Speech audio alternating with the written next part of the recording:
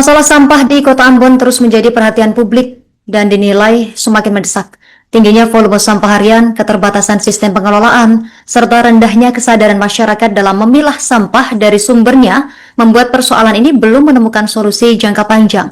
Kota Ambon yang terdiri dari 5 kecamatan, 20 kelurahan, 20 negeri, dan 10 desa menghasilkan volume sampah yang sangat signifikan.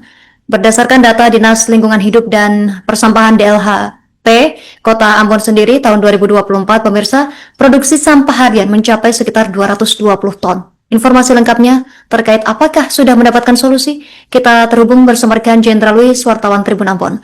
Rekan Jenderal Luis, silakan laporan dari Anda. Ya, baik rekan Justina, benar masalah sampah di Kota Ambon terus menjadi perhatian publik dan dinilai semakin mendesak. Tingginya volume sampah harian, terbatasnya sistem pengelolaan, serta rendahnya kesadaran memilah sampah dari sumbernya membuat persoalan ini belum menemukan solusi jangka panjang.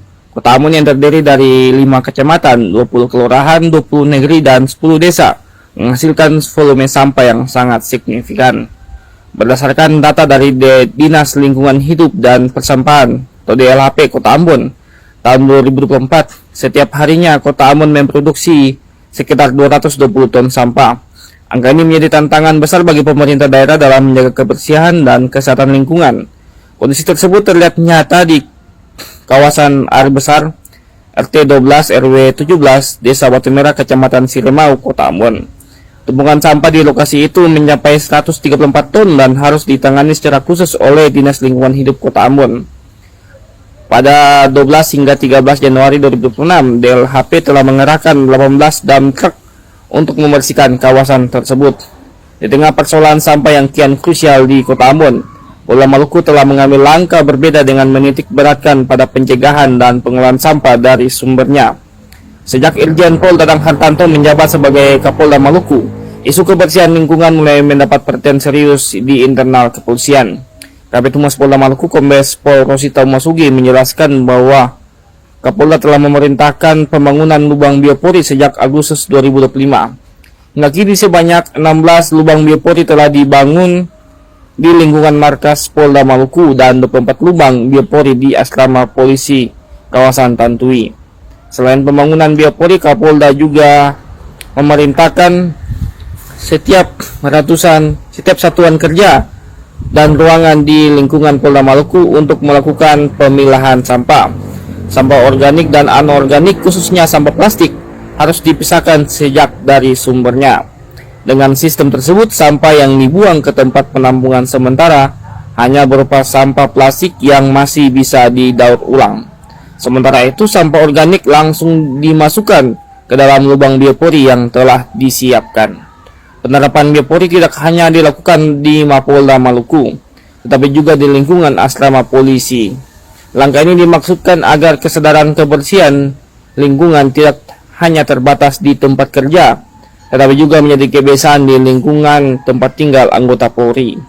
Kedepan program biopori ini direncanakan menjadi program bersama yang akan diimplementasikan juga oleh Polres jajaran di wilayah Maluku. Namun saat ini Polda Maluku dijadikan sebagai percontohan sebelum diterapkan secara lebih luas. Langkah yang diambil Polda Maluku ini diharapkan dapat menginspirasi instansi lain di Kota Ambon untuk turut mengambil peran aktif. Dengan keterlibatan seluruh pihak, penanganan sampah tidak lagi hanya dibebankan kepada pemerintah Kota Ambon, tetapi menjadi tanggung jawab bersama demi lingkungan yang bersih dan sehat. Sebagai informasi, biopori atau lengkapnya lubang resapan biopori LRB adalah lubang silindris yang dibuat secara vertikal ke dalam tanah. Teknologi sederhana ini dirancang untuk meningkatkan daya resap air hujan ke dalam tanah sekaligus mengelola sampah organik. Istilah biopori sendiri merujuk pada pori-pori atau terowongan kecil di dalam tanah yang terbentuk secara alami oleh aktivitas organisme tanah seperti cacing, rayap, dan akar tanaman. Terima kasih, kembali kepada rekan di studio.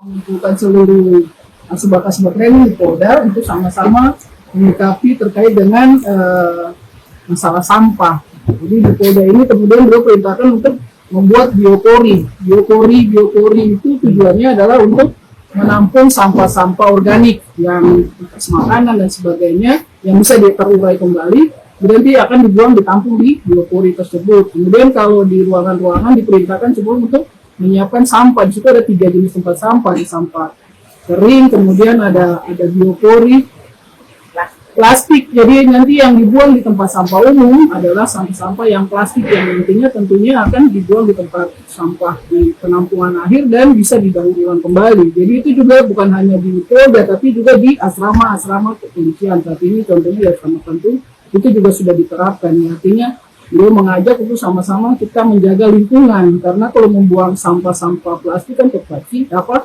lebih bisa didaur ulang, sementara kalau biopori, sampah-sampah makanan yang tidak diolah, dia akan menimbulkan bau dan mungkin bisa menjadi sumber penyakit dari lingkungan tersebut. Jadi itu mungkin salah satu program beliau untuk menjaga lingkungan di Polda maupun di asrama-asrama tetap bersih dan untuk kesehatan bersama.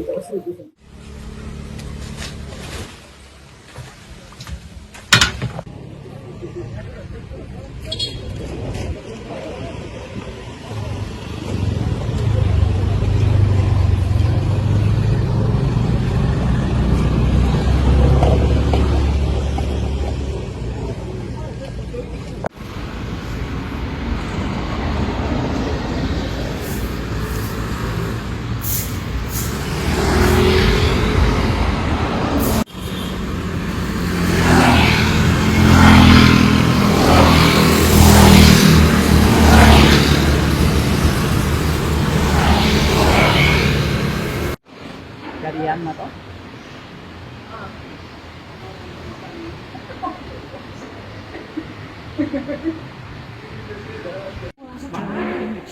Sini masa kulit foto kita kayak baju yang apa?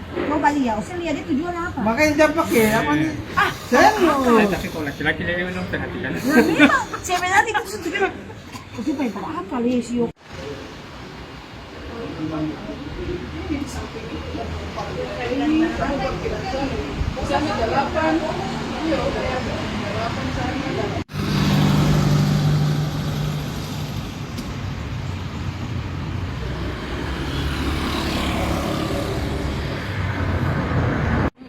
Satu, dua, tiga, 4, 5, 6, 7. 8-nya kan sampai di sana. Di sana sudah ada 8 lagi. Hijau-hijau nih. Kasih mau sana.